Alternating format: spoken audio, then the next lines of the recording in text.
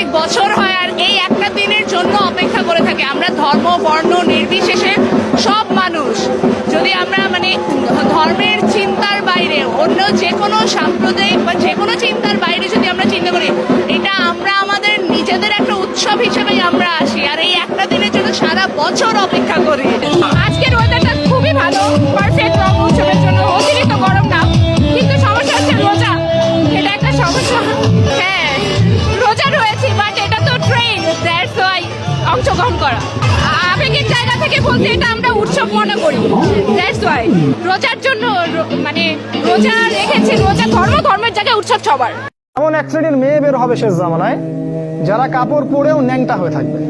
ভাষাটা ভালো করে বোঝেন, কাপড় পরেও তারা নগ্ন হয়ে থাকবে।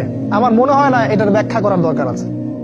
কাপড় পরবে কিন্তু কাপড়ের সবকিছুই, ভিতরে সবকিছু আপনি দেখতে পারবেন, বুঝতে পারবেন কোন অঙ্গ কতটুকু উঁচু নিচু, কোনটা কি। এখন এমন ড্রেস বাইরে থেকে ভিতরে সব দেখা যায়, কাঠামোকে সেটাও দেখা যায়। এমনকি এমন বোরখা বের হয়েছে এখন, যেটা পরার পরেও দেখবেন যে তার ফিজিক্যাল সমস্ত স্ট্রাকচার বোঝা যায়।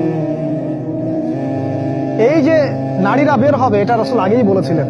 একটা হাদিস আপনাদেরকে বলি, নবী সাল্লাল্লাহু আলাইহি ওয়াসাল্লাম আরো বলেছেন যে এই মাসিহুদ দাজ্জালের সবচেয়ে শেষ অনুসারী হবে এক শ্রেণীর নারী, এক শ্রেণীর নগ্ন নারী, যাদেরকে তার স্বামী বাবা পিতা ঘরে রাখতে চাইবে কিন্তু তারা ঘরে থাকবে না।